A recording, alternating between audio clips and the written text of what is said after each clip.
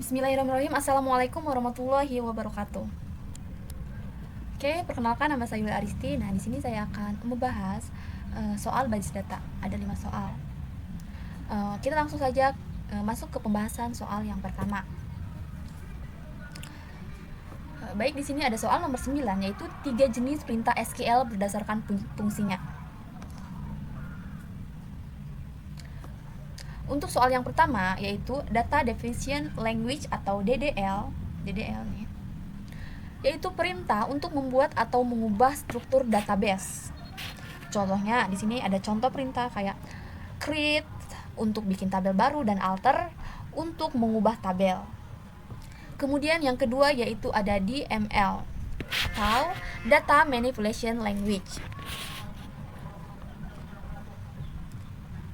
yaitu perintah untuk mengolah isi data di dalam tabel. Nah, contohnya ini ada insert untuk menambah data baru dan update yang sudah ada untuk mengubah data. Kemudian yang ketiga yaitu DCL atau kepanjangannya yaitu Data Control Language, yaitu perintah untuk mengatur hak akses atau izin pengguna terhadap database. Contohnya di sini ada grant untuk ngasih izin akses dan revoke untuk menyabut izin akses. Next. Kemudian di sini ada soal nomor 10 yaitu aturan penamaan database. Ada 3 aturan.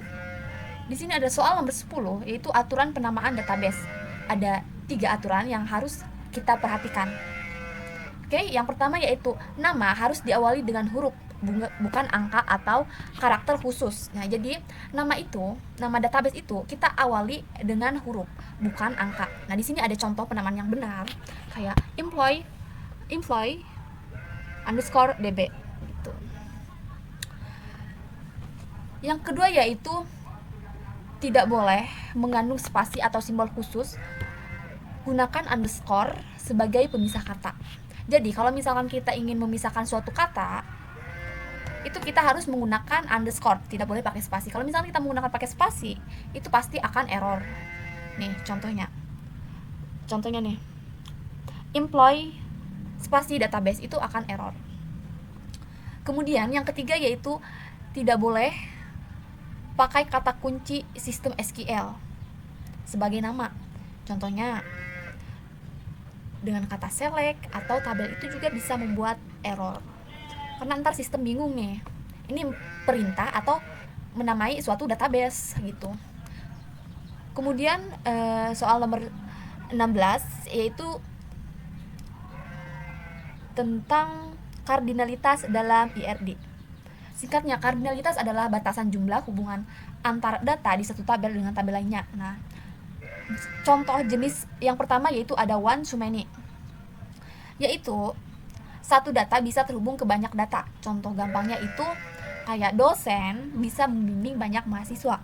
Di sini ada contoh lain yaitu satu pelanggan dapat memiliki banyak pesanan, tetapi satu pesanan hanya dimiliki oleh satu pelanggan. Kemudian yang kedua yaitu ada many to many. Artinya banyak data bisa terhubung ke banyak data lain. Contohnya banyak mahasiswa bisa mengambil banyak mata kuliah sekaligus. Nah, di sini jadi bisa. Nah, next. Oke, kemudian soal nomor 6 yang Enterprise Resource Planning ERP. Di sini ada apa itu ERP? ERP adalah sistem informasi berintegritas yang menggabungkan berbasis proses bisnis inti perusahaan seperti keuangan, SDM, produksi, dan rantai pasok ke dalam satu platform terpadu. Data alur kerja antar departemen dapat dikelola secara efisien. Nah, hubungan dengan sistem basis data yaitu ERP bergabung sepenuhnya pada basis data sebagai pusat penyimpanan seluruh data transaksi dan operasional basis data berpusat. Inilah yang menggunakan setiap modul ERP mengakses data yang sama secara real time sehingga informasi tetap konsisten. Di sini ada 3 contoh aplikasi ERP. Yang pertama yaitu SAP, ERP Class Enterprise yang banyak dipakai perusahaan besar dan multinasional. Kemudian yang kedua yaitu Oracle ERP Cloud, itu solusi ERP berbasis cloud, dan Oracle untuk keuangan hingga rantai pasok. Kemudian ada Microsoft Dynamics 365, yaitu ERP modular dari Microsoft yang terintegrasi dengan ekosistem Office dan Azure.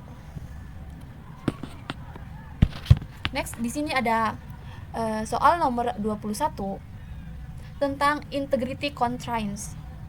Ini adalah aturan-aturan ketat yang kita pasang di database supaya data yang masuk tetap valid, akurat, dan gak berantakan.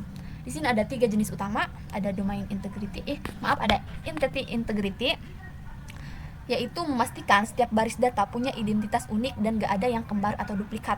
Ini diatur pakai primary key. Jadi data kita itu unik gitu, jadi nggak ada yang sama. Contohnya kayak tanggal lahir, mungkin ada yang sama tapi minim yang sama. Terus nik itu kan nggak ada yang sama ya, nim gitu. Kemudian yang kedua yaitu referential integrity, untuk menjaga hubungan antar tabel terhubung tetap konsisten pakai foreign key supaya data anak gak kehilangan relasi ke data induknya.